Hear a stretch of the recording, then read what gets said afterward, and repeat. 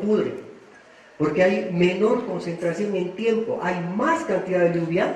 Es mentira y está mal dicho cuando se dice ya no llueve en el altiplano. Llueve más que antes, y revisen datos del Senami, solamente que esa lluvia está pésimamente distribuida, ocurre en menos tiempo, que no va acorde a las necesidades fisiológicas de cada tipo de cultivo. Un siguiente sería el problema de la competitividad, la logística que ustedes manejan en planes de transportes, vuelos, trenes, barcos, etcétera, porque ya no se sabe cuándo podría un huracán afectar a un determinado vuelo, un plan de recorrido marino, no sé.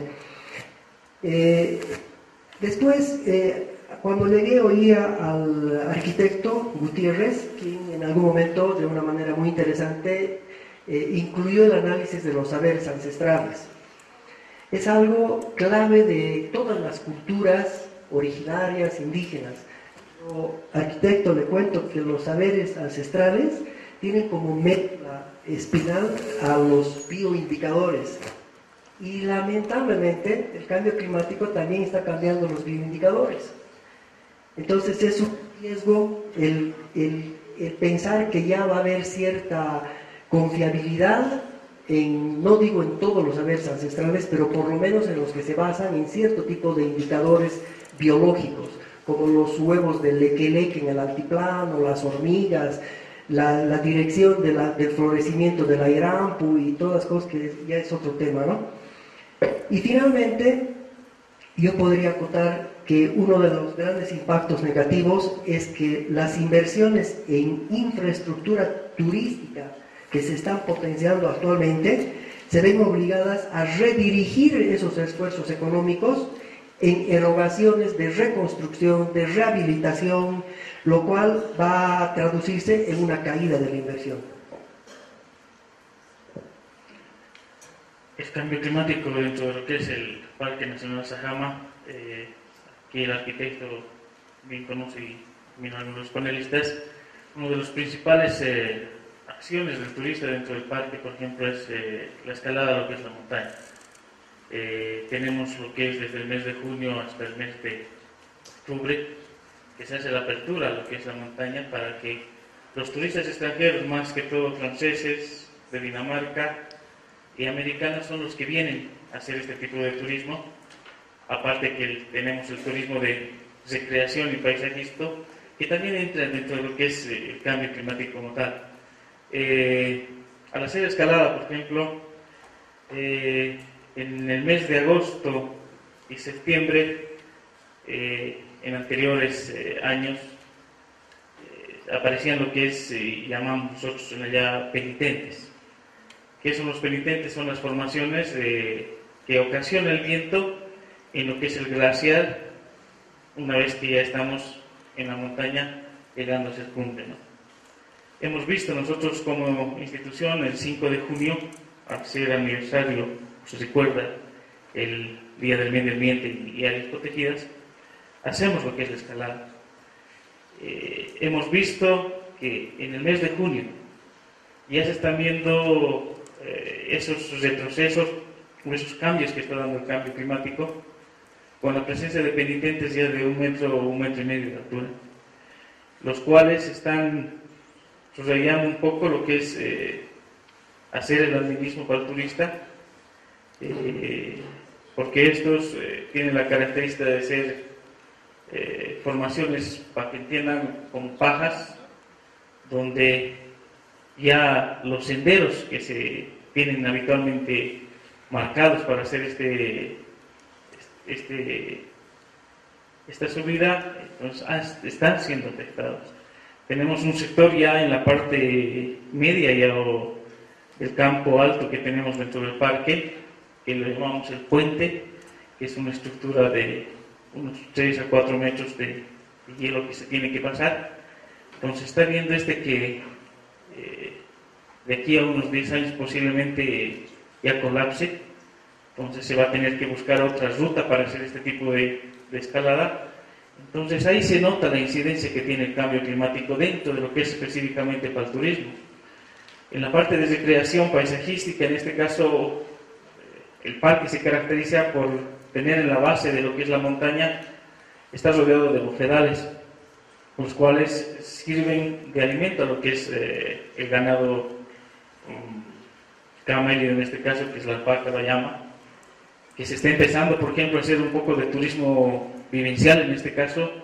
Algunos comunarios de Tomaraki justamente están tomando este emprendimiento, donde se tiene la recepción de los turistas extranjeros a tener una vivencia de unos 3 o 4 días, digamos, con los comunarios.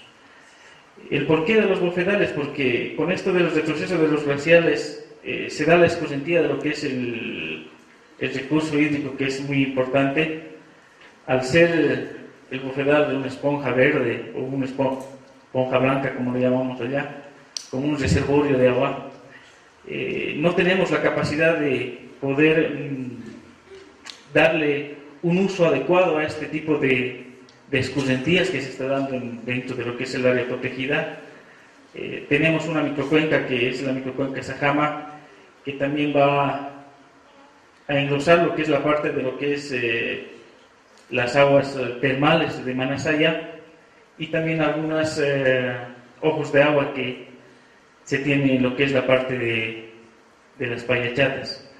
Entonces, como institución y como parque, y al tener un plan de adaptación al cambio climático, una de las principales o la principal opción que se ha tenido para poder recuperar estos recursos hídricos fue la elaboración de un programa de manejo integrado de la cuenca Sajama.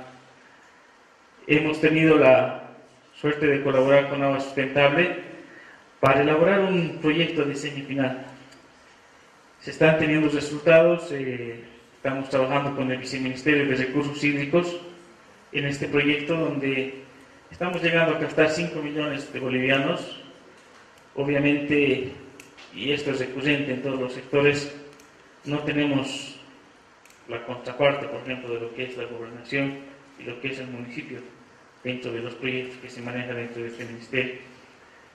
Como comunario, se puede decir, porque nosotros vivimos allá, tenemos este plan de acción para poder remediar y darle un uso adecuado a esta agua que está yendo hacia el sector del lado del río Lauca, por la zona de Macaya. En este caso se va perdiendo todo este recurso, para poder tratar de realizar represas, no de magnitud, pero que ayuden a paliar la producción de forraje, en este caso para los productores, ya que al ser recreativo y paisajístico, el turista se recrea con lo que es el ver lo que es una vicuña, lo que es el mismo trabajo que realizan los comunarios, también ver la parte de lo que es la parte de los, en este caso de los suris, ¿no?, que también tienen esa capacidad o tienen esa acción dentro de los mismos bofedales para buscar su propio alimento, ¿no?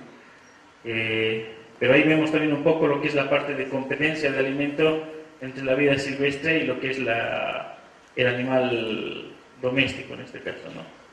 Entonces, eso es uno de los principales problemas que se está teniendo para lo que es la parte turística, y a la larga, si no se realiza o se efectiviza este proyecto, también tenemos que prever uno de los principales elementos para lo que es dar la recepción al turista, es el agua como tal, ¿no es cierto?, para los diferentes procesos que se tienen en la elaboración de los productos, incluso en la misma higiene de estos, ¿no?, porque son los turistas muy selectivos en cuanto a lo que es la parte de higiene, ¿no?, dentro de lo que es turista extranjero, ¿no? Entonces eso se va notando dentro de lo que es el parque como tal. Les voy a pedir que seamos un poquito más sintéticos porque nos hemos excedido ya un poco de la hora, pero la siguiente pregunta sería: ¿cuál es el nivel de conciencia y preocupación del sector turístico para quienes estén más en el sector, ¿no? Si hay realmente esta conciencia y preocupación. No sé quién quiere responder, tal vez no es. Permítame, muchas gracias. Bien, la conciencia La conciencia es el conocimiento inmediato que un sujeto tiene de sí mismo y de su entorno. Partiremos del término. Y aquí justamente hay una conciencia, digo yo, del sector turístico, pero diría que es muy puntual. He visto emprendimientos de turismo comunitario y privado que tienen una gran preocupación sobre el tema de el consumo energético, por ejemplo. Voy a hacer unos punteos aquí. Tenemos un hotel, el Hotel Overland, si lo conocen, en Mayasa, que en los planes de estudio sería muy bueno hacer una visita al Hotel Overland y ver cómo recicla el agua de la lavandería para regar, por ejemplo, el jardín, el bonito jardín que tiene. Cómo utiliza sistemas inteligentes de energía cuando paso por algún pasillo, alguna habitación, y cuando salgo de la habitación, todo el sistema eléctrico automáticamente se apaga. Cómo en los artefactos de agua puedo reducir justamente la presión del agua para un menor gasto de este líquido vital. Otros hoteles, por ejemplo, uno en Meillampu de la empresa, ¿cómo se llama? A ver si me ayuda, hay un hotel en Meillampu, perdón, Rosario, que ha transformado, muchas gracias, ha transformado en sus instalaciones sanitarias un sistema que, en vez de desechar el agua de los lavamanos, esa agua de los lavamanos va directamente a los tanques de los inodoros. Entonces, hay algunas iniciativas que deberían ser difundidas. Hablo también de emprendimientos de turismo comunitario que están preocupados de utilizar energías mixtas. Tienen paneles solares, tienen una red que los alimenta, de una red, digamos, pública que los alimenta, pero están justamente preocupados por reducir ese consumo energético. También están preocupados de cómo y qué van a hacer con la basura, ¿no? La basura, que si hablamos de imagen de un destino turístico, realmente es una gran preocupación. Y la basura tiene que ver con el consumo, con un consumo responsable justamente energético de productos. Yo quiero también, digamos, puntualizar algo muy importante que tiene que ver con la conciencia. Y he escuchado atentamente los discursos de un visitante que hemos tenido hace días, que era el Papa. Es decir, realmente en el discurso, con un sentido muy conservacionista, un sentido ecológico, nos daba algunos mensajes importantes. Mensajes relacionados justamente con nuestra realidad. Mensajes relacionados con el Illimani, con el Huayna Potosí, que si no tenemos una conducta responsable en el consumo que tenemos, realmente esos atractivos pueden desaparecer. Era un mensaje muy importante. Y aquí quiero leer algo que nos dice en su encíclica, que también es un mensaje importantísimo. Dice: dado que el mercado tiende a crear un mecanismo consumista compulsivo para colocar sus productos, las personas terminan sumergidas en la vorágine de las compras, los gastos innecesarios. El consumismo obsesivo es el reflejo subjetivo del paradigma tecnoeconómico. Y aquí estamos viendo el origen de las cosas, el consumo, ¿no? Y creo que en el panel se ha tocado este tema, y vale la pena que en el sector turístico podamos justamente promover esto, que es un consumo responsable de todo producto que ofrecen justamente el turismo en su actividad. Muchas gracias.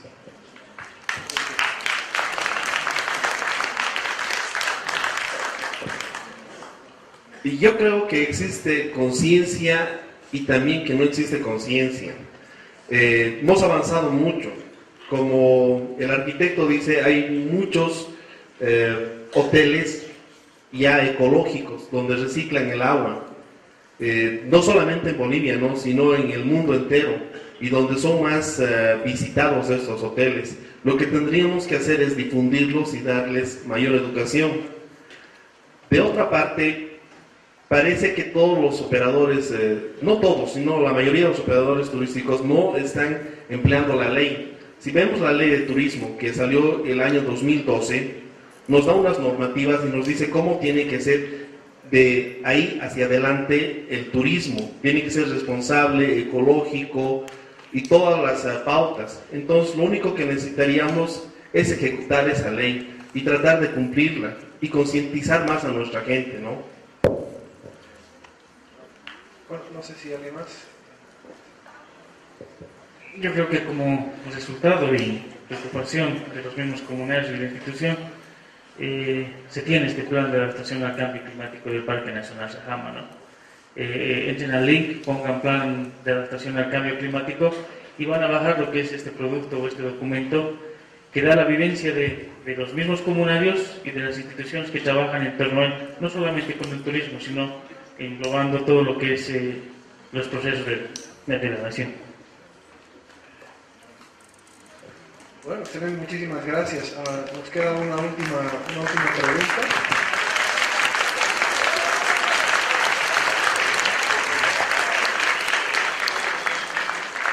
Muy bien. Ahora sí, la última pregunta muy cortita sería, ¿cuáles serían las principales medidas para el incremento de la resiliencia en turismo? Muchas gracias. Vamos a ser concretos, concisos, claros.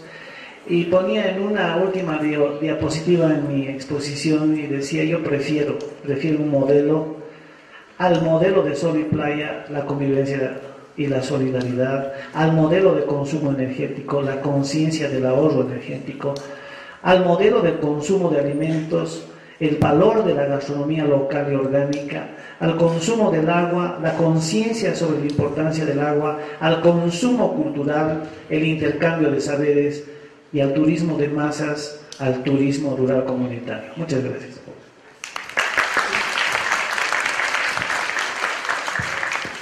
Bueno, creo que si vemos realmente al turismo en Bolivia, creo que es claro para todos que los turistas no vienen aquí por nuestras playas o nuestros hoteles de 5 estrellas o nuestra gastronomía. Creo que el gran atractivo turístico es que somos uno de los únicos países que quedan, que todavía tiene gran naturaleza que está intacta y que pueden verla así natural, sin ningún tipo de restricción. Y es algo que realmente vale la pena cuidarlo, y yo creo personalmente que vale la pena apuntar a un país que mantenga en la mejor calidad posible sus recursos naturales, que apueste al ecoturismo en vez de apuntar a ser un país industrializado o un centro energético que nos va a llevar a un camino de destrucción de nuestros recursos naturales, que de lejos son mucho más valiosos que cualquier cantidad de energía que podamos producir con ellas.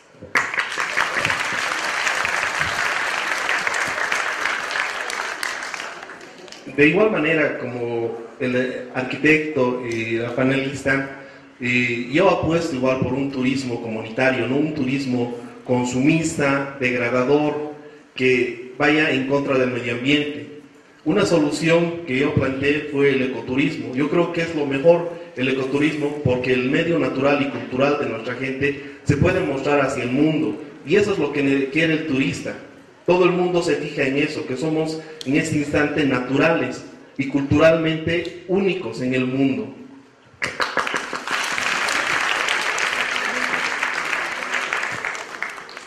Muy brevemente me alineo a las opiniones vertidas por los panelistas que me han antecedido, y tal vez sobre eso me animo a poder recomendar que también seamos más respetuosos de las normativas. La semana pasada hemos estado en un taller en Panamá justamente discutiendo la estrategia de la resiliencia con respecto a tu pregunta, pero no tenemos una estrategia, si bien en Bolivia todavía de resiliencia, contamos con sistemas de gestión de riesgo, estamos haciendo esfuerzos por implementar los sistemas nacionales de alerta temprana, que en cierto modo todo eso va a ir a fortalecer las capacidades de resiliencia de todas nuestras comunidades. Muchas gracias.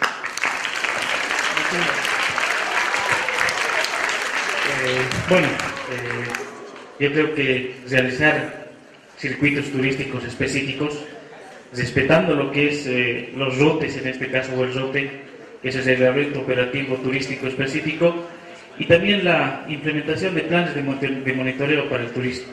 Yo creo que estas son las bases para poder tener un turismo sano y que vaya bien de la conservación del medio ambiente, ¿no? Bueno, con esto habríamos acabado la ronda de preguntas y de participaciones. Nada más queda, bueno, no voy a hacer un resumen porque es mucho lo que se ha hablado, pero sí quisiera agradecer muy especialmente a todos los panelistas que creo que nos han ilustrado mucho con sus conocimientos. Recordar que ayer también se han tocado temas interesantes, como que ahora son recurrentes, ¿no? El tema de cumplir la ley vigente, ¿no? Existe una ley 1333 que genera un mecanismo de estudios de evaluación de impacto ambiental que no necesitamos inventarnos indicadores específicos de capacidad de carga, existiendo eso, ¿no? O sea, creo que ese tipo de temas, el rescate de nuestra ley y la aplicación de la ley son suficientes para que podamos implementar y podamos ir hacia adelante. Entonces, con estas últimas palabras, agradecer a la escuela por habernos invitado, por haber facilitado este taller y a los estudiantes por su infinita paciencia. Muchísimas gracias.